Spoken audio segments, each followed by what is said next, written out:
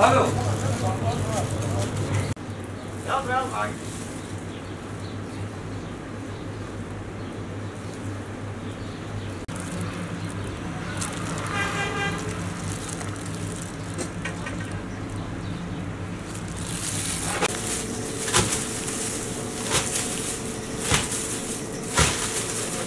Başa kardeşim. Hemen onları 20, 30, 50 metre uzman toplama. Hemen.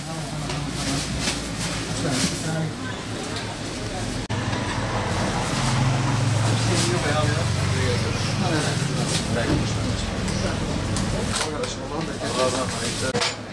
Dur burada. Allah götür.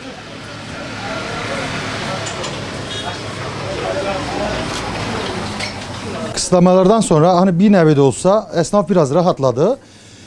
Tabii Ramazan da yaklaşıyor önümüzdeki günlerde. Bütün umudumuz Ramazan inşallah.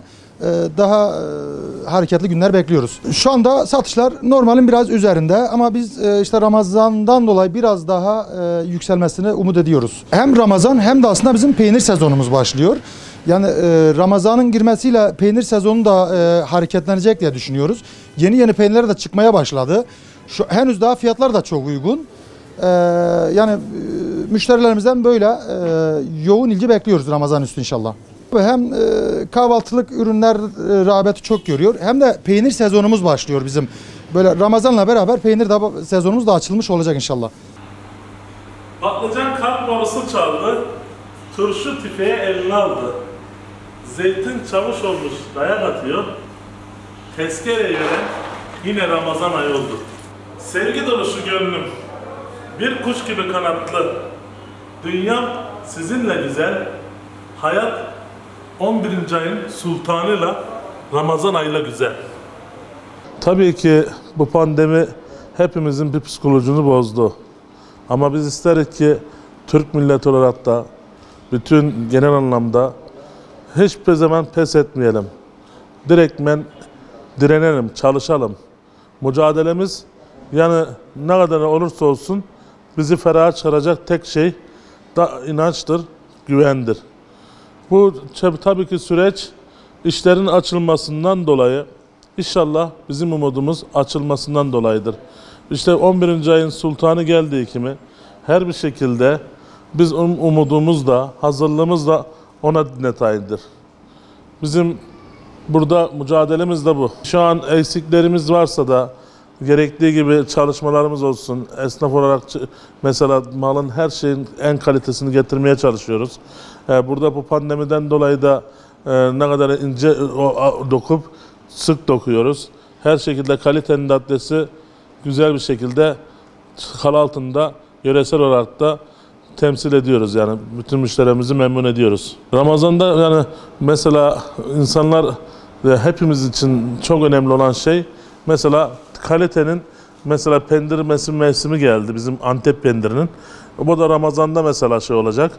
O ne olacak? Hareket başlayacak. İnsanlar evine alacak mesela kilo ton mesela bu şekilde mücadele edeceğiz.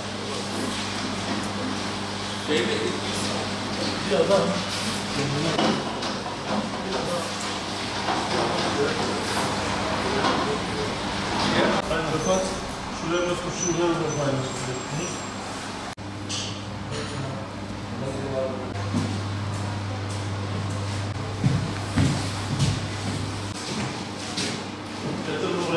Pandemide hafta sonu yasaklarında biraz biz de iş olarak çok sıkıntılar çektik. Ama şu anda 2-3 haftadır hafta sonları yasağı kalkmasıyla beraber yani biraz açıldı diyebiliriz ama umudumuz yine de 11 ayın sultanında. İnşallah o aydan çok umutluyuz. Ürünlerimiz, köy ürünlerimiz olarak da müşterilerimize her daim hizmetimizde bulunuyoruz. Umudumuz sadece bu virüsün tamamen kalkması dileğiyle, yasakların kalkması dileğiyle. Ondan sonra daha da iyi olacağına inanıyoruz. Ama 11 ayın sultanı bereket ayıdır. İnşallah onunla beraber daha iyi olacak. Pandemi sürecini kolay atlatamıyoruz. Hafta sonu yasağı olsun, şey olsun ama şu anda yasaklar kalktı.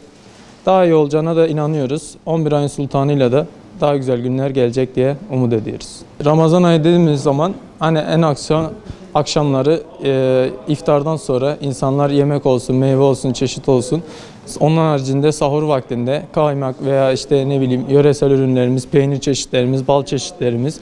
Bunlar hani sahurun ve 11 ayın Ramazan sultanının vazgeçilmez bir kahvaltı şeyi, sahur.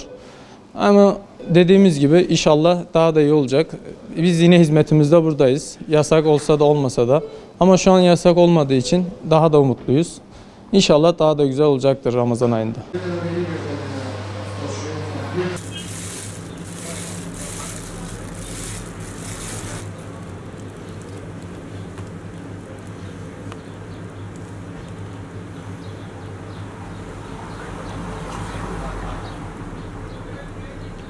Umudumuz Ramazan ayı. Ramazan ayında çok güveniyoruz. Allah'ın bir şeyidir, rahmetidir, bereket ayıdır yani. Bu bereket ayında umudumuz Ramazan ayı. Alışveriş tabii ki Ramazan ayında yani eski Ramazanlar gibi canlılık olacak, gül olacak, şu olacak, bu olacak ama Ramazan ayına çok güvendiğimiz için bütün ümidimiz Ramazan ayı. Çünkü pandemide biraz halkımız çok yıprandı. Pandemi dolayısıyla bayağı bir esnafımız çökmüş haldedir veya çoğu kapatmış haldedir, zarar etmiş haldedir. Yani ümidimiz Ramazan ayıdır yani. Bu pandemi dolayısıyla inşallah Allah'ın izniyle de bunu da atlatır Ramazan'da. Ramazan ayı dedik mi aklımıza bereket, bolluk, efendime söyleyeyim. Yani İslam'ın şeyidir yani bereketi anlatıyor bize her şeyi. Bu ayda olmasa zaten bizim halkımız çökmüştür yani. Ramazan ayında hani millet iftarlık için alıyor. İftarlık için, efendim söyleyeyim, suhurluk için. Yani alışverişini doğru görüyor ama normal günde de olmadığı zaman almıyor. Millet biraz durumu zayıf. Arabam terste.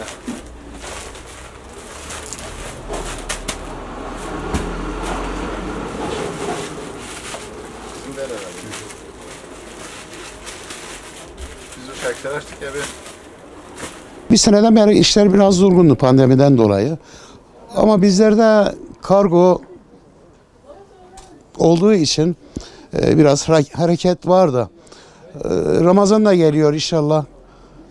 Dışarıdan müşterilerimiz telefon edip kargoyla istiyorlar. İnternetten yatıp istiyorlar. Biz de gönderiyoruz. Beklentimiz var. İnşallah iyi olacak. Umudumuz tabii Ramazan ayı dolayısıyla bugünlerde kargolarımız biraz daha hareketli. İnşallah daha iyi olacak. Bekliyoruz. 5-6 ay biraz sıkıntılı geçti. Ne diyelim? Çaresi yok. İnşallah bu günleri atlatacağız. Ramazan'da daha yoğun olur da ama bu sene farklı. Bu sene de şeyden çalışıyoruz.